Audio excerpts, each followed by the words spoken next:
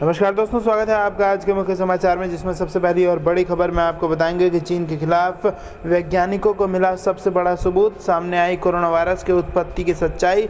दूसरी बड़ी खबर में जिक्र होगा कि जब तक चीन पीछे नहीं हटेगा तब तक हम भी डटे रहेंगे, लद्दाख में गतिरोध पर बोले आर्मी चीफ। और तीसरी बड़ी खबर में आपको बताएंगे कि हिंद प्रशांत में क्वाड की अहमियत पर विदेश मंत्री एस जयशंकर ने दिया जोर, चीन का नाम लिए बगैर कही बात। दोस्तों, हर एक खबर की गहराई में आपको ले जाएंगे, लेकिन उससे पहले अगर आपको विदेश की सेना और पीएम मोदी पर पूरा भरोसा है तो आप अभी इस वीडियो को लाइक कीजिए और इस लाल बटन को दबा के चैनल को फ्री में सब्सक्राइब करके घंटी बजाकर कमेंट में लिखिए जय हिंद। दोस्तों, रुक करते हैं तमाम बड़ी खबरों की तरफ। सामने आई कोरोना वायरस की उत्पत्ति की सच्चाई। जी हां दोस्तों, चीन के वैज्ञानिकों ने वुहान इंस्टीट्यूट ऑफ वायरोलॉजी की बायोसेफ्टी लेवल 4 लैब में ही कोरोना वायरस को तैयार किया है। एक नई स्टडी में वैज्ञानिकों को मिले पुख्ता सबूत के आधार पर यह सनसनीखेज दावा किया गया है। स्टडी में कहा गया है कि चीनी वैज्ञानिकों ने वायरस को तैयार करने के बाद इसे रिवर्स इंजीनियरिंग वर्जन से बदलने की कोशिश की ताकि ऐसा लगे कि यह वायरस चमगादड़ से विकसित हुआ है। डेली मेल की खबर के मुताबिक इस स्टडी को ब्रिटिश प्रोफेसर एंगस डलग्लिश और नॉर्वे के वैज्ञानिक डॉक्टर ब्रिगर सोरेनसेन ने किया है। वैज्ञानिकों ने लिखा है कि उनके पास पिछले 1 साल से भी अधिक समय से चीन में वायरस पर रेट्रो इंजीनियरिंग के सबूत हैं, लेकिन शिक्षाविदों और प्रमुख मैगजीन ने इसे नजरअंदाज कर दिया। आपको बताते चले कि प्रोफेसर डलग्लिश लंदन में सेंट जॉर्ज यूनिवर्सिटी में कैंसर विज्ञान के प्रोफेसर हैं। वहीं डॉक्टर सोरेनसेन एक वायरोलॉजिस्ट और इम्यूनोर नामक कंपनी के अध्यक्ष हैं, जो कोरोना की वैक्सीन तैयार कर रही है। इस स्टडी में कहा गया है कि वुहान लैब में जानबूझकर डाटा को नष्ट किया गया, इसे छिपाया गया और गायब करने का प्रयास किया गया। जिन वैज्ञानिकों ने इसे लेकर अपनी आवाज उठाई, उन्हें चीन ने या तो चुप करा दिया या फिर गायब कर दिया गया। जब हम दोनों वैक्सीन बनाने के लिए कोरोना के सैंपल्स का अध्ययन कर रहे थे तो उन्होंने वायरस में एक खास फिंगरप्रिंट को खोजा, जिसे लेकर उनका कहना है कि ऐसा लैब में वायरस के साथ छेड़छाड़ करने के बाद ही संभव है। रुक करते हैं अगली खबर की तरफ। जब तक चीन पीछे नहीं हटेगा तब तक हम भी डटे रहेंगे, लद्दाख में गतिरोध पर बोले आर्मी चीफ। जी हां दोस्तों, army chief general MM Naravane ने चीन को साफ संदेश देते हुए कहा कि जब तक लद्दाख में तनाव वाली जगहों से चीनी सैनिकों की वापसी नहीं हो जाती तब तक भारत भी अपने सैनिक पीछे नहीं हटाएगा। न्यूज एजेंसी पीटीआई को दिए इंटरव्यू में कहा कि भारत किसी भी स्थिति से निपटने के लिए पूरी तरह तैयार है। पूर्वी लद्दाख में पिछले साल 5 मई से दोनों देशों के बीच तनाव शुरू हुआ था। उस वक्त 45 साल बाद दोनों देशों की सेनाओं के बीच हिंसक झड़प भी हुई थी। पैंगोंग लेक इलाके से सैनिकों की वापसी शुरू हो गई है, लेकिन अभी भी कई इलाकों को लेकर बातचीत जारी है। जनरल नरवणे ने जोर देते हुए कहा कि ऊंचे इलाकों पर भारतीय सेना की पकड़ मजबूत है और हम किसी भी आपातकालीन स्थिति से निपटने के लिए तैयार हैं। उन्होंने कहा, हम बहुत स्पष्ट हैं कि जब तक सभी फ्रिक्शन पॉइंट से डिसएंगेजमेंट नहीं होता है तब तक भारतीय सेना भी पीछे नहीं हटेगी। भारत और चीन के बीच कई समझौते हुए हैं, जिन्हें चीन की पीपुल्स लिबरेशन आर्मी एक तरफा तोड़ रही है। उन्होंने बताया कि उत्तरी सीमा पर स्थिति काबू में है और चीन के साथ मिलिट्री लेवल की कई दौर की बातचीत होनी है, जिसमें अप्रैल 2020 की स्थिति बहाल करने पर ध्यान दिया जाएगा। उन्होंने कहा, भारतीय सेना का रुख साफ है कि हम न अपनी जमीन का नुकसान सहेंगे और न ही एक तरफा बदलाव की इजाजत देंगे। हम पूर्वी लद्दाख में अपने दावों को सुनिश्चित करते हुए चीन के साथ बिना तनाव बढ़ाए व्यवहार कर रहे हैं। पूर्वी लद्दाख में हॉट स्प्रिंग्स, गोगरा और देपसांग जैसे इलाकों में जारी गतिरोध कब तक खत्म हो सकता है? इस सवाल के जवाब में आर्मी चीफ ने कहा कि इसकी भविष्यवाणी करना मुश्किल है। उन्होंने कहा, भारतीय सेना सभी समझौते और प्रोटोकॉल का पालन कर रही है, लेकिन पीएलए ने अपरंपरागत हथियारों के इस्तेमाल और भारी संख्या में अपने सैनिकों को तैनात करके तनाव बढ़ा दिया है। जनरल नरवणे ने कहा कि पेशेवर सेना होने के नाते दोनों देशों के लिए ये बहुत जरूरी है कि जल्द से जल्द मसले का हल निकाला जाए और दोबारा से भरोसा कायम किया जाए। उन्होंने कहा, एलएसी से करीब 1000 किलोमीटर दूरी पर निचले इलाकों में स्थित पीएलए के ट्रेनिंग इलाकों पर भी नजर रखी जा रही है। एलएसी में इस वक्त दोनों देशों के 50 से 60 हजार सैनिक तैनात हैं। उन्होंने बताया कि अगले दौर की बातचीत की तैयारी चल रही है और हमें हर दौर की बातचीत से नतीजों की उम्मीद नहीं करनी चाहिए। रुख करते हैं अगली खबर की तरफ। हिंद प्रशांत में क्वाड की अहमियत पर विदेश मंत्री एस जयशंकर ने दिया जोर, चीन का नाम लिए बगैर कही ये बात। जी हां दोस्तों, भारतीय विदेश मंत्री एस जयशंकर ने कहा कि रणनीतिक रूप से महत्वपूर्ण हिंद प्रशांत क्षेत्र में ऑस्ट्रेलिया, भारत, जापान और अमेरिका का अनौपचारिक क्वाड समूह समकालीन समय में उपजे बेहद महत्वपूर्ण अंतर को पाटता है और नई दिल्ली इसमें अपनी सदस्यता को लेकर स्पष्ट है। क्वाड का लक्ष्य हिंद प्रशांत क्षेत्र में चीन के आक्रामक कार्रवाइयों के बीच सामरिक दृष्टि से महत्वपूर्ण क्षेत्र में नियम आधारित व्यवस्था को मजबूत करना है। शुक्रवार को यहाँ अपनी अधिकांश बैठकों के खत्म होने के बाद भारतीय पत्रकारों के एक समूह को उन्होंने बताया,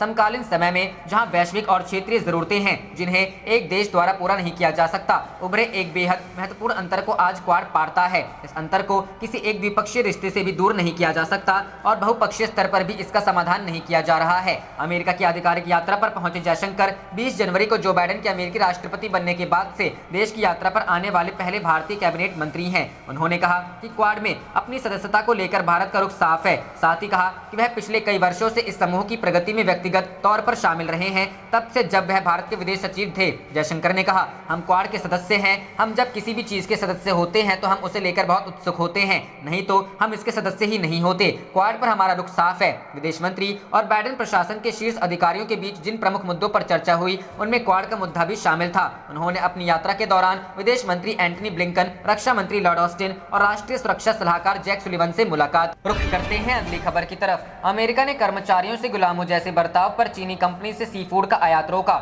जी हां दोस्तों, अमेरिका और चीन के बीच पिछले कुछ समय से तनाव बढ़ा हुआ है और हालात को देखते हुए इसमें कमी की गुंजाइश कम ही नजर आ रही है। ताज़ा मामला चीन की एक कंपनी से जुड़ा है जिसके ऊपर अपने कर्मचारियों से खराब बर्ताव का आरोप लगाकर अमेरिका ने सख्त कदम उठाया है। रिपोर्ट्स के मुताबिक अमेरिकी सरकार ने चीनी कंपनी डालियन ओशियन फिशिंग से सी फूड के आयात पर शुक्रवार को रोक लगा दी है। इस कंपनी पर चालक दल के सदस्यों को गुलाम की तरह काम करने के लिए विवश करने का आरोप है। रिपोर्ट्स के मुताबिक कंपनी ने अपने कर्मचारियों से इतनी ज्यादा सख्ती से काम लिया कि पिछले साल कई इंडोनेशियाई मछुआरों की मौत हुई। सीमा शुल्क तथा सीमा संरक्षण विभाग ने कहा कि वह डालियन ओशियन फिशिंग के 30 से अधिक जहाजों से जुड़े किसी भी आयात पर तत्काल रोक लगाएगा। वह अमेरिका के उस कानून के तहत यह रोक लगाएगा जिसमें ऐसे उत्पाद पर पाबंदी लगाने का प्रावधान है जिनका उत्पादन गुलाम जैसी स्थितियों में काम कर रहे श्रमिकों ने किया है। गृह मंत्री एलेक्जेंड्रो मैर्क्यास ने पत्रकारों से कहा, हम जबरन मजदूरी से उत्पादित किसी भी वस्तु को स्वीकार नहीं करेंगे। इंडोनेशियाई सरकार ने मई 2020 में इस कंपनी पर उसके मछुआरों के साथ अमानवीय बर्ताव करने का आरोप लगाया था। उसने कहा कि उसके दर्जनों मछुआरों को एक दिन में 18 घंटे तक काम करने के लिए विवश किया गया और उन्हें कोई मेहनताना भी नहीं दिया या पहले से तैराशी से कम वेतन दिया। उसने आरोप लगाया कि इन परिस्थितियों में काम करते हुए बीमार होने के कारण कम से कम 3 मछुआरों की मौत हो गई। बता दें कि इस चीनी कंपनी का मुख्यालय डालियन नाम के बंदरगाह शहर में स्थित है। रुख करते हैं अगली खबर की तरफ। 10वीं के बोर्ड एग्जाम रद्द, बगैर परीक्षा प्रमोट होंगे 29 लाख छात्र। जी हां दोस्तों, उत्तर प्रदेश सरकार ने आज 29 मई को 10वीं की बोर्ड परीक्षाएं रद्द करने का आधिकारिक ऐलान कर दिया है। पिछले कई समय से परीक्षाओं को लेकर छात्रों में संशय था, जिसे दूर करते हुए अब राज्य शिक्षा मंत्री ने परीक्षाओं को कैंसिल कर बगैर एग्जाम के छात्रों को प्रमोट करने का निर्णय लिया है। बता दें कि यूपी बोर्ड 10वीं की परीक्षा के लिए लगभग 29 लाख छात्र रजिस्टर्ड हैं, जिन्हें अब अगली क्लास में प्रमोट किया जाएगा। उत्तर प्रदेश माध्यमिक शिक्षा परिषद ने इसी माह सभी स्कूलों को छात्रों के 9वीं के फाइनल एग्जाम के मार्क्स ऑनलाइन पोर्टल पर अपलोड करने का निर्देश दिए थे। इसके लिए 24 मई तक की समय सीमा निर्धारित की गई थी। जिन स्कूलों में 10वीं के प्री बोर्ड एग्जाम नहीं हुए हैं उन्हें ध्यान में रखते हुए 9वीं के फाइनल एग्जाम मार्क्स को आधार बनाकर छात्रों को प्रमोट करने का फैसला किया गया है। 10वीं के एग्जाम को लेकर छात्र लंबे समय से परीक्षा रद्द करने की मांग उठा रहे थे, जिसे ध्यान में रखते हुए प्रदेश शिक्षा विभाग ने यह फैसला लिया है। बता दें कि सीबीएसई बोर्ड समेत कई स्टेट बोर्ड पहले ही अपनी 10वीं की परीक्षाएं रद्द कर चुके हैं। यूपी बोर्ड के छात्र और अभिभावक भी इसी आधार पर परीक्षाएं रद्द करने की मांग उठा रहे थे। शिक्षा मंत्री ने आज कहा है कि 10वीं के सभी छात्रों को बगैर एग्जाम के 11वीं कक्षा में प्रमोट किया जाएगा। इसके साथ ही शिक्षा मंत्री ने 12वीं की परीक्षाओं को लेकर भी जानकारियां दी हैं। उन्होंने कहा कि 12वीं के एग्जाम जुलाई के तीसरे सप्ताह में आयोजित किए जा सकते हैं। परीक्षा नए पैटर्न पर आधारित होगी। 3 घंटे के बजाय केवल 1.5 घंटे का एग्जाम होगा और छात्रों को 10 में से केवल 3 सवालों के जवाब देने होंगे। परीक्षाओं की डेट शीट जल्द जारी की जाएगी। रुख करते हैं अगली खबर की तरफ। एलएसी पर हाई अलर्ट पर भारतीय सैनिक, चीनी गतिविधियों पर नजर। सेना प्रमुख, जी हां दोस्तों, भारतीय सेना प्रमुख एम नरवणे ने शुक्रवार को यहां कहा कि चीनी पीपुल्स लिबरेशन आर्मी की गतिविधियों पर कड़ी नजर रखते हुए वास्तविक नियंत्रण रेखा पर भारतीय सैनिक हाई अलर्ट पर हैं। सेना प्रमुख ने यह भी कहा कि भारत चाहता है कि अप्रैल 2020 की यथास्थिति बहाल हो। नरवणे ने कहा कि भारत ने चीन को स्पष्ट कर दिया है कि दोनों पक्षों की पारस्परिक संतुष्टि के लिए विघटन पूरा होने के बाद ही डी-एस्केलेशन पर विचार किया जाएगा। उन्होंने कहा कि भारतीय सैनिक हाई अलर्ट पर हैं और पैंगोंग झील से हटने के बाद तैनाती कम नहीं हुई है। सेना प्रमुख ने कहा कि चीन ने पूर्वी लद्दाख में लगभग 50,000 से 60,000 सैनिकों को इमीडिएट डेप्थ में तैनात किया है, इसलिए भारत ने भी डेप्थ में इसी तरह की तैनाती की है। नरवणे ने यह भी कहा कि भारत चीनी पक्ष के घटनाक्रम पर नजर रख रहा है। उन्होंने कहा कि भारत वर्तमान में LAC के साथ हॉट स्प्रिंग्स, गोगरा और देपसांग जैसे अन्य विवादित बिंदुओं पर बकाया समस्याओं को हल करने पर ध्यान केंद्रित कर रहा है। रुख करते हैं अगली खबर की तरफ। नरवणे का चीन को कड़ा संदेश, पूरी तरह से हो सैनिकों की वापसी, भारत किसी भी स्थिति के लिए तैयार। जी हां दोस्तों, चीन को एक स्पष्ट और साफ संदेश में सेना प्रमुख जनरल MM नरवणे ने शुक्रवार को कहा कि पूर्वी लद्दाख में सभी घर्षण बिंदुओं पर पूरी तरह से विघटन के बिना कोई डी-एस्केलेशन नहीं हो सकता है। उन्होंने कहा कि भारतीय सेना इस क्षेत्र में किसी भी परिस्थिति से निपटने के लिए तैयार है। न्यूज एजेंसी PTI को दिए एक साक्षात्कार में जनरल नरवणे ने कहा कि भारत पूर्वी लद्दाख में अपने दावों की पवित्रता सुनिश्चित करने के लिए चीन के साथ दृढ़ संकल्पित है, इसी के अनुरूप व्यवहार भी कर रहा है। पूर्वी लद्दाख में दोनों पक्षों के बीच सैन्य गतिरोध शुरू हुए 1 साल से अधिक समय हो गए हैं। गत वर्ष 5 मई को गतिरोध शुरू हुआ था और इस दौरान 45 साल में पहली बार संघर्ष में दोनों पक्षों के सैनिक मारे गए थे। उन्होंने पैंगोंग झील क्षेत्र में सैनिकों की पूरी तरह वापसी की दिशा में सीमित प्रगति की है। वहीं अन्य बिंदुओं पर इन्हीं कदमों के लिए बातचीत में गतिरोध बना हुआ है। जनरल नरवणे ने कहा कि इस समय भारतीय सेना ऊंचाई वाले क्षेत्र में सभी महत्वपूर्ण इलाकों में नियंत्रण बनाकर रख रही है तथा किसी भी आकस्मिक स्थिति से निपटने के लिए उसके पर्याप्त जवान हैं जिन्हें आरक्षित रखा गया है। उन्होंने कहा, हमारा रुख बहुत स्पष्ट है कि टकराव के सभी बिंदुओं से सैनिकों की वापसी हुए बिना टकराव की स्थिति कम नहीं हो सकती। भारत और चीन ने सीमा संबंधी कई समझौतों पर दस्तखत किए हैं जिनका चीन की पीपुल्स लिबरेशन आर्मी ने एक पक्षीय तरीके से उल्लंघन किया है। सेना प्रमुख ने कहा, हम वास्तविक नियंत्रण रेखा पर अमन चैन चाहते हैं और विश्वास बहाली के कदम उठाने के लिए तैयार हैं, लेकिन हम हर तरह की आकस्मिक स्थिति से निपटने के लिए तैयार हैं। उन्होंने कहा कि उत्तरी सीमा पर हालात नियंत्रण में हैं और चीन के साथ अगले दौर की सैन्य वार्ता में अप्रैल 2020 से पहले की स्थिति को बहाल करने पर ध्यान केंद्रित किया जाएगा। जनरल नरवणे ने कहा, भारतीय सेना का रुख पूरी तरह स्पष्ट है कि क्षेत्र का किसी तरह का नुकसान या यथास्थिति में एक पक्षीय बदलाव की इजाजत नहीं दी जाएगी। हम चीन के साथ दृढ़ता से और बिना उकसावे वाले तरीके से निपट रहे हैं ताकि पूर्वी लद्दाख में हमारे दावों की शुचिता बनी रहे। रुख करते हैं अगली खबर की तरफ। 1 करोड़ मुफ्त LPG कनेक्शन के लिए रहे तैयार, उज्ज्वला गैस कनेक्शन का तोहफा दे सकती है मोदी सरकार। जी हां दोस्तों, कोरोना संक्रमण और एक के बाद एक चक्रवाती तूफान के बीच सरकार अपनी दूसरी वर्षगांठ पर लोगों को तोहफा देने का ऐलान कर सकती है। सरकार प्रधानमंत्री उज्ज्वला योजना के तहत गरीब परिवारों और प्रवासी मजदूरों को 1 करोड़ मुफ्त गैस कनेक्शन देने की शुरुआत कर सकती है। इसके लिए सार्वजनिक क्षेत्र की तेल कंपनियों ने सभी तैयारियां पूरी कर ली है। प्रधानमंत्री उज्ज्वला योजना 3 के तहत पूरे देश में 1 करोड़ गैस कनेक्शन मुफ्त दिए जाएंगे। वित्त मंत्री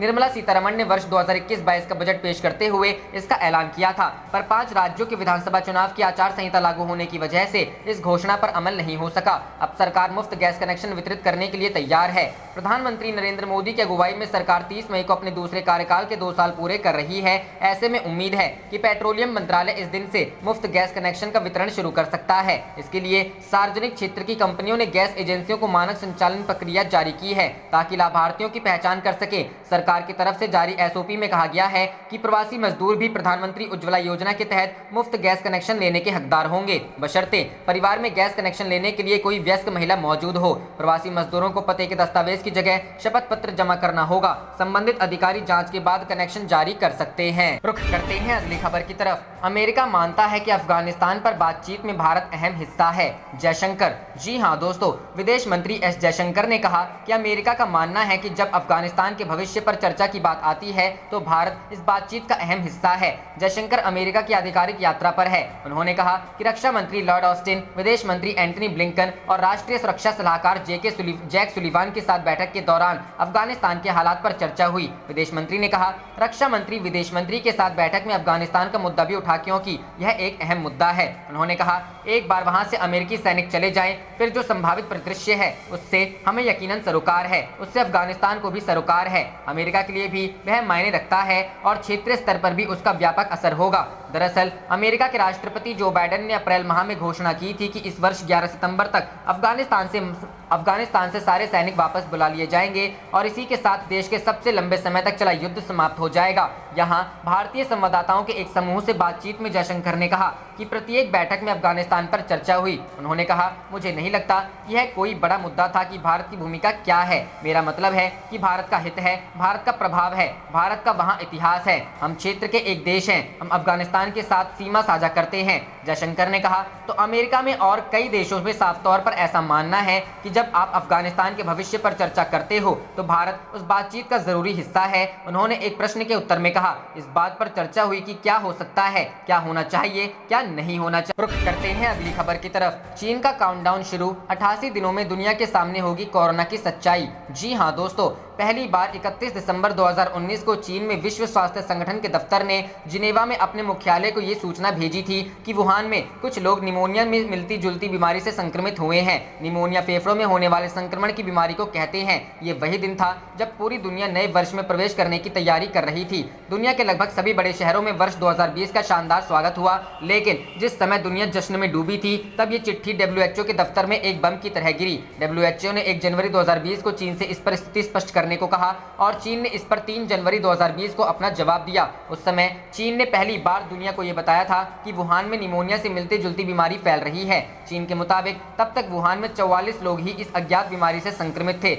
जिनमें से 11 की हालत बहुत गंभीर थी, ऐसा चीन दावा करता है। तब चीन ने विस्तार से इस पर जानकारी उपलब्ध कराते हुए WHO से कहा था कि इस बात के सबूत नहीं मिले हैं कि ये बीमारी एक इंसान से दूसरे इंसान में फैलती है। तब सिर्फ WHO ने ही नहीं बल्कि पूरी दुनिया ने चीन पर विश्वास किया, लेकिन ये विश्वास अगले कुछ दिनों में ही टूट गया, क्योंकि चीन ने उस समय पूरी दुनिया से झूठ बोला था। हालांकि इस बात को आज 1 साल 4 महीने 28 दिन बीत चुके हैं। ये समय कम नहीं होता। आप इसे ऐसे समझिए कि घड़ी की सुई 514 दिन, 12,336 घंटे, 7,40,160 मिनट और 4,44,09,600 सेकंड पूरे कर चुकी है। लेकिन इतना समय बीतने के बाद भी दुनिया कोरोना वायरस को लेकर खाली हाथ है। आज तक ये स्पष्ट नहीं हो पाया कि कोरोना वायरस की उत्पत्ति कैसे हुई, ये वायरस वुहान की लैब से फैला या ये बीमारी जानवरों से इंसानों में फैली। आज तक ये स्पष्ट नहीं हो पाया है, लेकिन अब पूरी दुनिया इसे लेकर गंभीर हो गई है और आज हम आपको इसी के बारे में बताएंगे। आज हम कोरोना वायरस की इस लैब लीक थ्योरी को सरल भाषा में आपके लिए डिकोड कर रुख करते हैं अगली खबर की तरफ। जब तक चीन पीछे नहीं हटेगा तब तक हम भी डटे रहेंगे, लद्दाख में गतिरोध पर बोले आर्मी चीफ।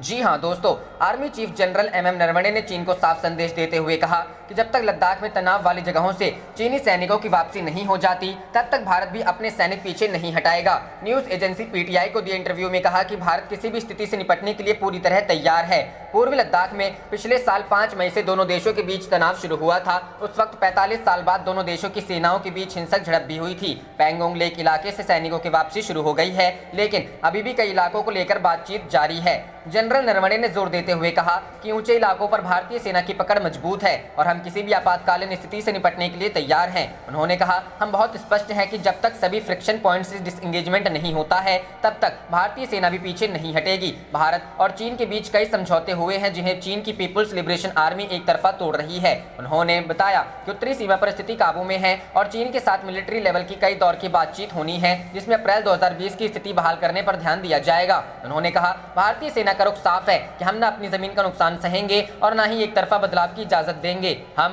पूर्वी लद्दाख में अपने दावों को सुनिश्चित करते हुए चीन के साथ बिना तनाव बढ़ाए व्यवहार कर रहे हैं। पूर्वी लद्दाख में हॉट स्प्रिंग, गोगरा और देपसांग जैसे इलाकों में जारी गतिरोध कब तक खत्म हो सकता है? इस सवाल के जवाब में आर्मी चीफ ने कहा कि इसकी भविष्यवाणी करना मुश्किल है। उन्होंने कहा, भारतीय सेना सभी समझौते और प्रोटोकॉल का पालन कर रही है, लेकिन PLA ने अपरंपरागत हथियारों के इस्तेमाल और भारी संख्या में अपने सैनिकों को तैनात करके तनाव बढ़ा दिया है। जनरल नरवणे ने कहा कि पेशेवर सेना होने के नाते दोनों देशों के लिए ये बहुत जरूरी है कि जल्द से जल्द मसले का हल निकाला जाए और दोबारा से भरोसा कायम किया जाए। उन्होंने कहा, LAC से करीब 1000 किलोमीटर दूरी पर निचले इलाकों में स्थित PLA के ट्रेनिंग इलाकों पर भी नजर रखी जा रही है। LAC में इस वक्त दोनों देशों के 50 से 60 हजार सैनिक तैनात हैं। उन्होंने बताया कि अगले दौर की बातचीत की तैयारी चल रही है और हमें हर दौर की बातचीत से नतीजों की उम्मीद नहीं करनी चाहिए। इस पर आर्मी चीफ ने जवाब दिया कि चीन अपनी तरफ गांव का निर्माण कर रहा है। हो सकता है कि बढ़ती आबादी के लिए बुनियादी ढांचे को विकसित किया जा रहा हो। उन्होंने बताया कि भारत भी LAC के पास कई बुनियादी ढांचे तैयार कर रहा है, जिसमें सैनिकों के रहने के लिए घर, वाटर सप्लाई और बिजली की सप्लाई। रुख करते हैं अगली खबर की तरफ। चीन के जाल में फंसा पाकिस्तान, वैक्सीन के बदले में BRI परियोजना की स्वीकृति की रखी शर्त। जी हां दोस्तों, पाकिस्तान को अपने कर्ज के मकड़जाल में फंसाकर चीन अब उसके साथ सौदेबाजी पर उतर आया है। पाकिस्तान को कोविड से बचाव की वैक्सीन देने के बदले में बेल्ट एंड रोड अभियान से जुड़ी कई परियोजनाओं को स्वीकृति देने की शर्त रख दी है। पाकिस्तान ने अपनी कमजोर आर्थिक स्थिति के चलते पूर्व में BRI की कई परियोजनाओं को अनिश्चित काल के लिए टाल दिया था। यह जानकारी भारत की आर्थिक खुफिया इकाई को मिली है। BRI चीन का महत्वाकांक्षी अभियान है, जिसके चलते वह आधारभूत ढांचे के विकास के लिए विभिन्न देशों को कर्ज देता है। इसके बदले में उस परियोजना का ठेका चीन की कंपनी को दिया जाता है और उसमें सारा कच्चा माल भी चीन का ही लगता है। इन परियोजनाओं के जरिए चीन अपने आर्थिक और रणनीतिक हित साधता है। चीन ने पाकिस्तान में BRI के अंतर्गत आधारभूत ढांचे के विकास के लिए बड़ी धनराशि का निवेश कर रखा है। कई परियोजनाएं स्वीकृति या काम शुरू होने के इंतजार में है। इमरान खान सरकार ने कई महीने पहले समीक्षा के बाद तंगहाली के चलते नई परियोजनाओं को शुरू करने पर रोक लगा दी थी। अब चीन वैक्सीन के बदले इन परियोजनाओं को स्वीकृत और शुरू करने के लिए दबाव डाल रहा है। इससे पहले दक्षिण चीन सागर विवाद में साथ देने के लिए चीन ने कंबोडिया और लाओस को इनाम के तौर पर वैक्सीन दी। इसके अतिरिक्त फिलीपींस को भी 10 लाख खुराकों की आपूर्ति की गई है। चीन अब अपनी सरकारी कंपनी द्वारा विकसित वैक्सीन साइनोफार्म को खरीदने के लिए विभिन्न देशों को कर्ज दे रहा है। रुख करते हैं अगली खबर की तरफ। पीएम मोदी की बैठक से गैर हाजिर ममता बनर्जी पर भड़के JP नड्डा, राजनाथ सिंह जैसे बड़े BJP नेता। जी हां दोस्तों, प्रधानमंत्री नरेंद्र मोदी ने आज चक्रवात यास प्रभावित पश्चिम बंगाल और ओडिशा के क्षेत्रों का हवाई सर्वेक्षण किया। पश्चिम बंगाल में पीएम मोदी और ममता बनर्जी की सिर्फ 15 मिनट की मुलाकात हुई। चक्रवात से हुए नुकसान के आकलन के लिए हुई समीक्षा बैठक के दौरान CM ममता बनर्जी नदारद रहीं। सूत्रों के मुताबिक जब पीएम पश्चिम बंगाल पहुंचे तो वहां पश्चिम बंगाल सरकार की ओर से कोई नहीं था। ममता बनर्जी और राज्य के मुख्य सचिव एक ही परिसर में मौजूद थे, लेकिन उस दौरान पीएम से मिलने कोई नहीं आया। पीएम मोदी कलाईकुंडा पहुंच गए थे। लगभग 30 मिनट बाद CM ममता वहां पहुंची और पीएम को कागजात सौंपकर चली गई। इसके बाद भाजपा ममता बनर्जी पर हमलावर है। भाजपा के कई वरिष्ठ नेताओं ने ममता बनर्जी पर प्रधानमंत्री के पद का अपमान करने का आरोप लगाया है। भाजपा में शामिल होने से पहले ममता बनर्जी के निकट सहयोगी रहे शुभेंदु अधिकारी ने कहा, सहकारी संघवाद के भारत के लंबे समय से चले आ रहे लोकाचार के लिए आज एक काला दिन है। पीएम मोदी सहकारी संघवाद के सिद्धांत को बहुत पवित्र मान। आप देख रहे थे आपका अपना चैनल जय हिंद जय भारत।